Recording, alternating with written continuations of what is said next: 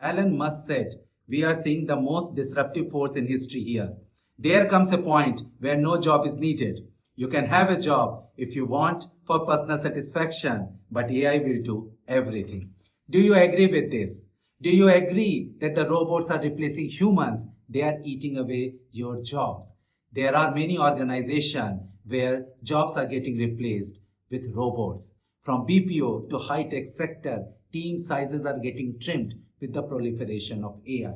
But this is not fully true. For centuries, humans wanted to fly, and last century they built aeroplane. Is aeroplane a bird? Certainly not, because bird can fly by changing their wing size and they are using wing for thrust. They can dive down into the ocean, pick up a fish, and they can rest on tree. Aeroplanes can't do that, and aeroplanes and birds are coexisting. Now humans want to become super intelligent. So can robots with artificial general intelligence will become super intelligent, replacing humans? Yuval Noah Harari's book Homo Deus says that AI will wipe out humans, and I don't agree. In response to this book, I wrote an article that robots can never become our overlord, and it was published in Hindu Business Line.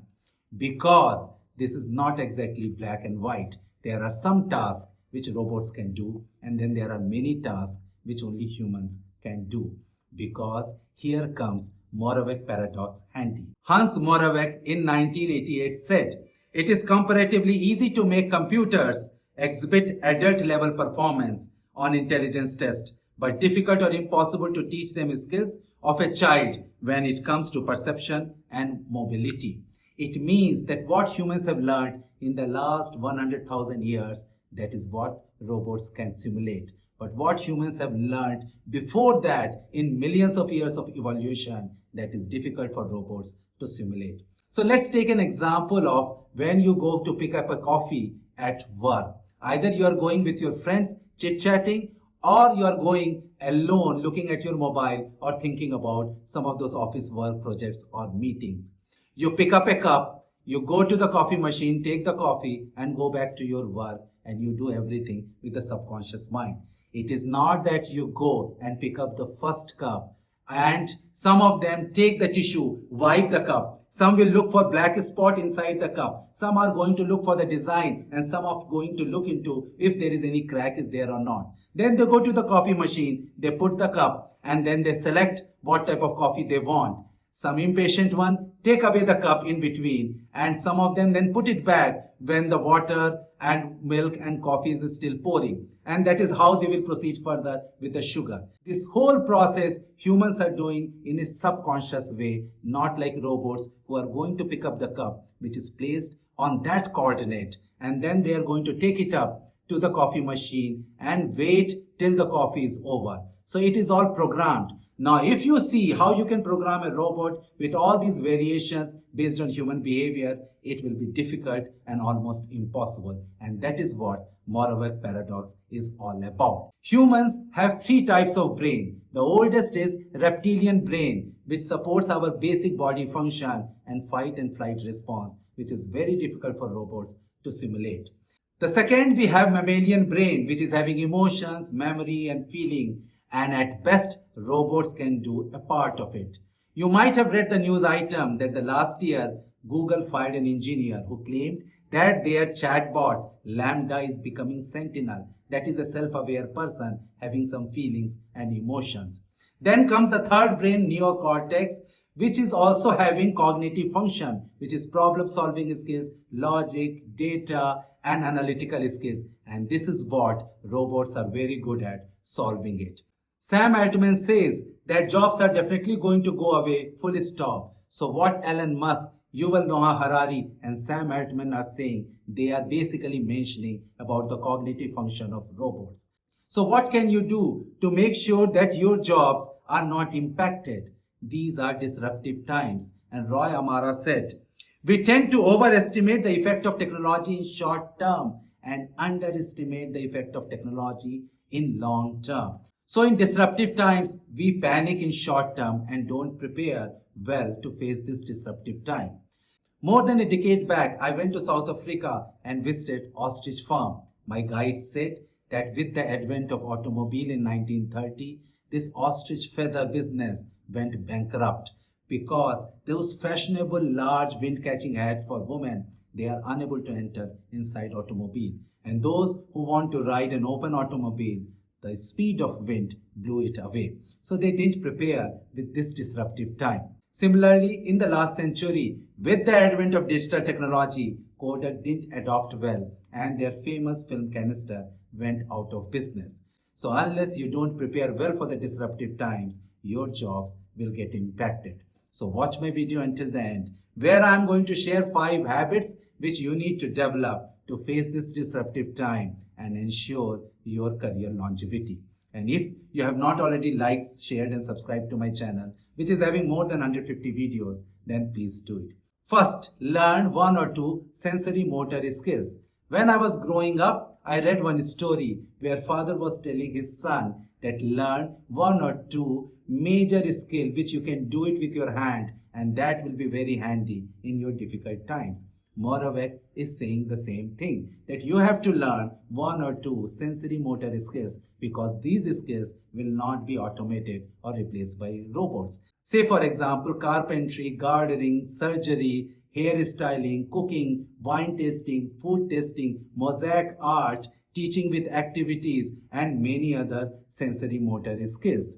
You have seen that whenever you go to any handicraft store, you pay more than whatever is made by machine. So in future, you are going to pay more to those stuffs which are handmade rather than which are robot made.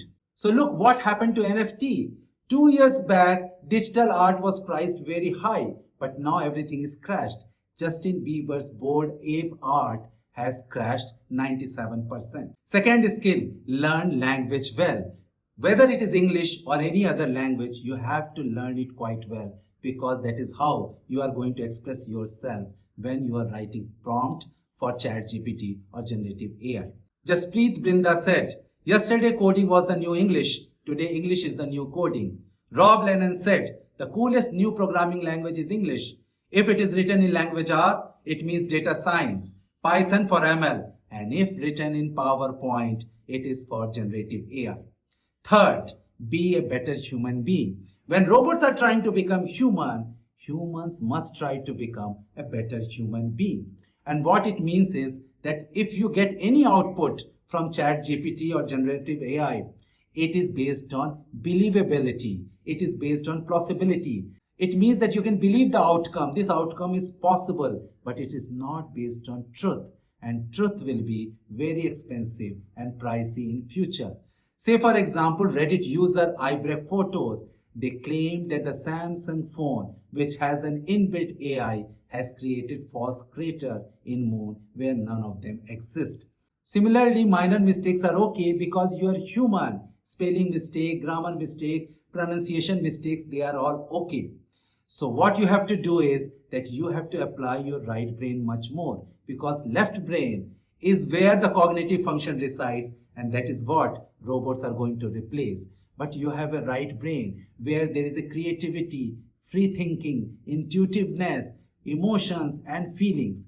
In the last century, there were long essay papers when we were in our school. And also in our appraisal, there were open paragraphs where manager can write whatever they feel like. But in this century, in the name of removing bias, everything has become objective. Question papers are objective, performance appraisal is objective. And that is why humans have started using less and less of their left brain. And that is where robots are coming and conquering it. So start using more of your right brain.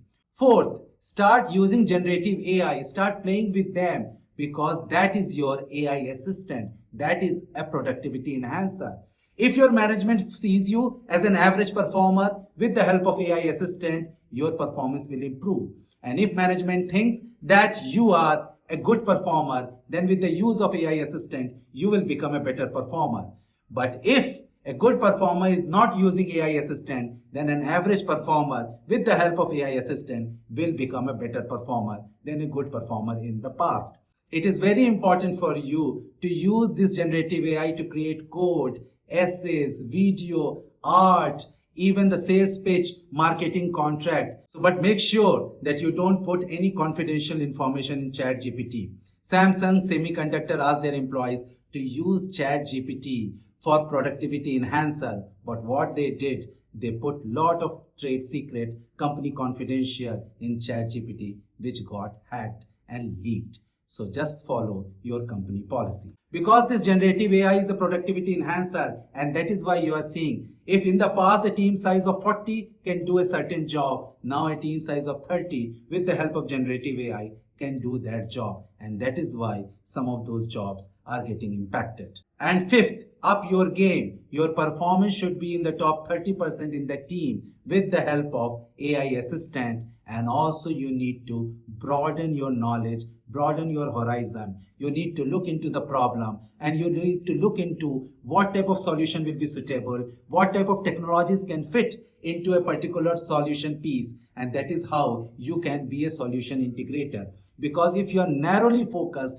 then that task will be taken away by robots. So you need to have a wider horizon and a wider learning about what is suitable for this problem and what is not suitable for this problem to get solved. So professionals, you have seen these 5 habits you need to inculcate in order to face this disruptive time. And the mobile which you are carrying it in next few years, it is going to become your AI assistant. So ride the wave, develop these 5 habits, and you should not be worried about this disruptive time. I hope you like this video. You like, share and subscribe to my channel.